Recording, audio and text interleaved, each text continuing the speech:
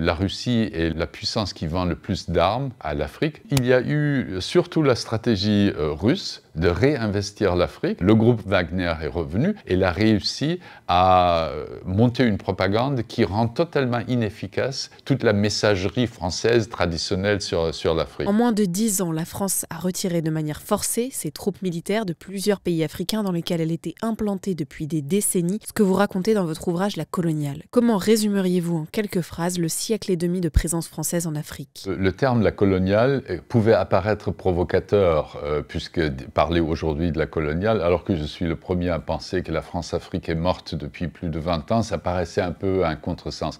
En réalité, la coloniale est un terme populaire. C'est vraiment l'audience, le public qui l'a inventé au début de la Troisième République, en parlant des compagnies ordinaires de la mer de Richelieu, créées en 1622, et qui commençaient à multiplier la surface de l'Empire français. On a cessé de l'appeler la coloniale pour des raisons évidentes, et c'est véritablement la parenthèse d'un siècle et demi qui se termine à peu près des années 70 du 19e siècle à aujourd'hui. À la fin du 19e siècle, autour de la conférence de Berlin qui va consacrer le partage de l'Afrique, c'est la phase de la conquête. La France tient déjà l'Algérie, va avoir le protectorat de la Tunisie. On descend de l'Afrique du Nord en traversant le Sahara dans ce Sahel qui nous préoccupe tant. Aujourd'hui et depuis la fin des années 90, on parle à tout propos de France-Afrique. En réalité, ce qui se met en place au moment des indépendances, c'est un État franco-africain. C'est un projet politique à la fois français, mais aussi africain, puisque les Africains ne sont pas une feuille blanche sur laquelle on écrit ce qu'on veut. La diplomatie, la défense pour la France, l'économie aussi, mais une sorte d'autonomie interne pour les pays africains. Pendant cette période, vous avez la France qui intervient, qui a des bases militaires en Afrique, mais là aussi, des coopérants à l'intérieur des armées africaines et donc des coopérants civils à l'intérieur de l'administration africaine. Et donc c'est la France qui parle à la France au nom de l'Afrique. Vous êtes dans ce méli-mélo, le mélange des genres. Avez-vous identifié un moment charnière de l'histoire ayant précipité la haine de la présence française en Afrique? Pendant la guerre froide, on pouvait dire que la France était la gardienne, en quelque sorte, de son Afrique pour le reste de l'Occident. Au milieu des années 90, on s'est rendu compte que la France restait, alors que la condition géopolitique de sa présence n'existait plus, et soudain, c'est devenu une présence post-coloniale au sens très négatif, de forme de néocolonisation. Au moment des indépendances, la France avait 41 millions d'habitants. L'Afrique francophone, à peu près la même chose. Aujourd'hui, 68 millions de Français sont face à 380 millions d'Africains. L'idée même de pouvoir laisser une marque importante en Afrique aujourd'hui pour la France, que ça soit à son échelle, à sa mesure, et je dis ça avec tout le respect et toute l'admiration que j'ai pour la France, c'est totalement absurde. Et de ce fait, il y a eu une montée d'acrimonie anti-française. Et elle va très loin. Notre fils vit au Sénégal. Quand je me fais arrêter à un barrage policier et je montre mon permis de conduire français, j'ai des conversations extrêmement acrimonieuses. Vous, qui, etc. Et quand je dis, mais excusez-moi, monsieur l'agent, je vous ai donné mon permis de conduire français, je suis en fait américain. Je vous assure que j'en ai honte de faire ça, parce que j'ai quasiment l'impression de renier la France, et aucune raison, ma famille est française, ma femme est française. Il appelle au portable sur WhatsApp son cousin qui habite aux États-Unis, il me le passe au téléphone, il dit, voilà, un de tes compatriotes, il est là, et on entre dans une toute autre conversation. C'est honteux. Mais on ne va pas vous agresser, mais il y a une acrimonie. C'est comme si on vous avait dépossédé de votre autonomie. J'ai essayé d'expliquer ça à des généraux, des responsables politiques, et j'ai toujours eu un petit sourire un peu... Bon, c'est peut-être parce que vous ne vivez pas en France, parce que vous n'êtes pas français, que vous exagérez. Nous nous promenons en Afrique francophone, tout le monde nous fait des signes de bienvenue, etc. On n'a pas voulu voir cette montée en Afrique de ce sentiment, à force de ne pas le prendre en considération, ça s'est exacerbé et ça a prêté le flanc à une exploitation vraiment populiste et qui aujourd'hui est franchement laide. laide et désagréable quand on s'en prend à une chaîne comme Auchan ou aux télécommunications, uniquement parce que ça semble représenter la France. On est dans quelque chose de primaire qui n'a pas été pris en considération. Vous dites que la Russie et la Chine ont tiré les leçons de l'échec français en Afrique. Pouvez-vous nous détailler leurs deux objectifs? Très simplement, on peut faire une distinction entre deux stratégies. L'une est opportuniste, c'est la Russie. La Russie est la puissance qui vend le plus d'armes à l'Afrique. Il n'y a pas des Russes qui arrivent en dehors de ces mercenaires qui arrivent pour travailler en Afrique, s'implanter, pour traverser le tissu économique, ça n'existe pas. Donc c'est une stratégie très opportuniste, alors que la Chine, qui était en 1997 par à peu près 80e partenaire commercial de l'Afrique, et depuis 2005, le premier partenaire commercial de l'Afrique. Elle a une stratégie à long terme, avec une présence humaine, plus d'1 million de Chinois qui viennent et qui sont parfois des privés, pas toujours au nom de l'État. La seule chose que la Chine ne fait pas, elle ne se mêle pas de la chose militaire, et elle n'a pas une mission civilisatrice. Et je pense qu'en ce sens-là, elle a pris certains instruments contestables de la France-Afrique qu'elle utilise à ses fins,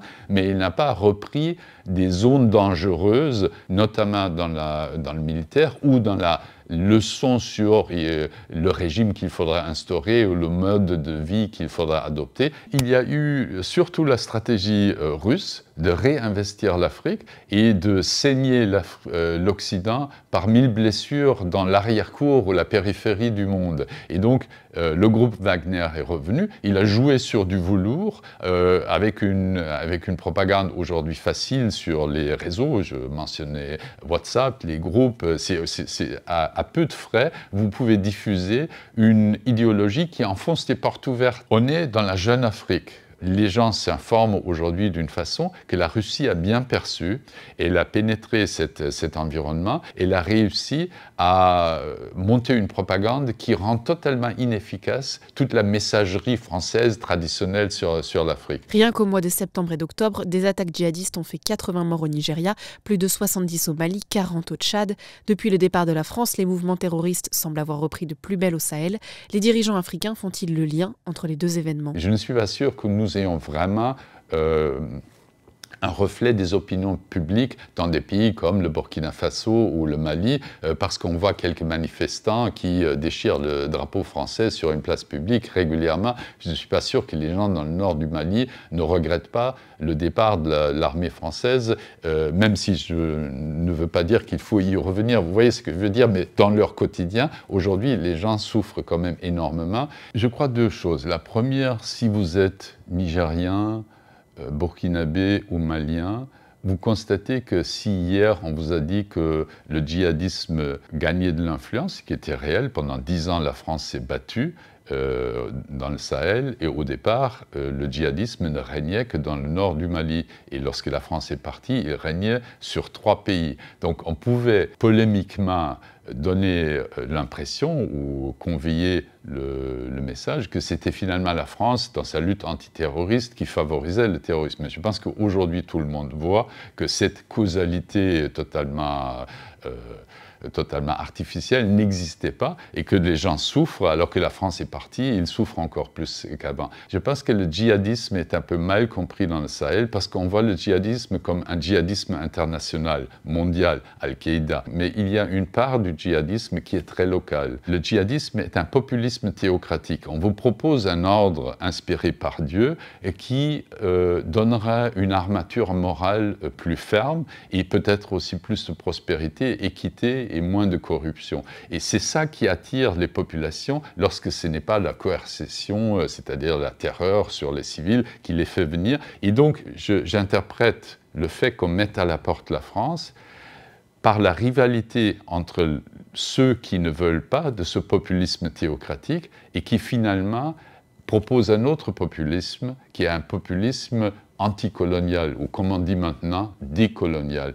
Donc il utilise la France comme le grand bouc émissaire pour dire, si ça n'a pas marché pendant 60 ans après l'indépendance, ce n'est pas parce que nous avons échoué, c'est parce que nous avons été voués à l'échec par la France. Qu'en est-il de la position d'Emmanuel Macron depuis 7 ans? Vous semble-t-elle représenter un virage dans l'attitude française? La France, c'est vraiment le débat en France, c'est enlisé dans cette idée France-Afrique, qui est une forme de frénésie expiatoire, à mon avis. Elle est morte depuis assez longtemps. La France est une puissance moyenne qui intervient comme d'autres puissances moyennes en Afrique, mais on ne peut pas à la fois vouer aux gémonies cette influence abusive de la France et en même temps déplorer sa disparition. Donc moi je pose la question inverse. Si c'est pour, à la place de l'Africa Corps de Poutine ou du groupe Wagner hier, tuer des civils dans le Sahel, puisque c'est ça que les autocrates au pouvoir demandent, est-ce que la France ne devrait pas être contente d'être sortie de cette situation-là et de ne pas avoir cette influence-là? Si c'est pour défier les lois de la gravité de l'économie et avoir des contrats léonins, avoir une part de marché qui est totalement abusive par rapport à ce que la France représente à l'échelle mondiale, et perdre des parts de marché à la Chine qui est l'atelier du monde, je ne pense pas que ce soit déplorable. Et le président Macron, à force de ne pas avoir eu de démarche vraiment suivi, mais de faire 4 pas dans une direction et 4 pas dans une autre, n'a pas permis aux Africains de se dire « maintenant on voit dans quelle direction va la France et on sait à quoi s'attendre en quelque sorte ». Parce que les Russes et les Chinois disent très clairement leur intérêt.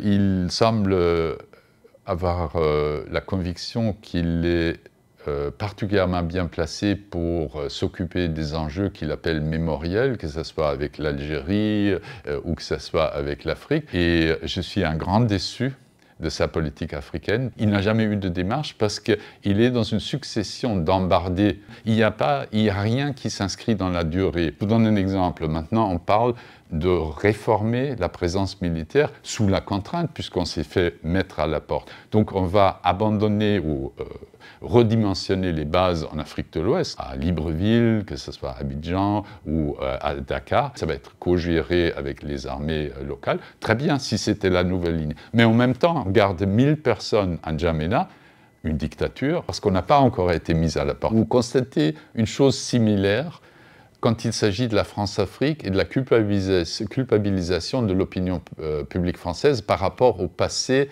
de la France en Afrique. Sur le fond, c'est que trop de Français ont aujourd'hui honte de ce qui s'est fait en leur nom en Afrique, mais le fait d'avoir honte de ce qui s'est fait, d'être resté trop longtemps en Afrique à une place qui n'était pas la nôtre, nourrit aujourd'hui la mauvaise conscience qui s'exprime à travers ce thème de la France-Afrique. Donc soit il faut laisser partir et trouver une nouvelle place qui sera forcément redimensionnée, ou alors il faut dire faisons l'apologie de la France-Afrique et il faut revenir à caresser les dictateurs, leur donner une garde présidentielle et intervenir comme on le faisait du temps de Foccart. Mais les deux à la fois, ça ne sera pas possible.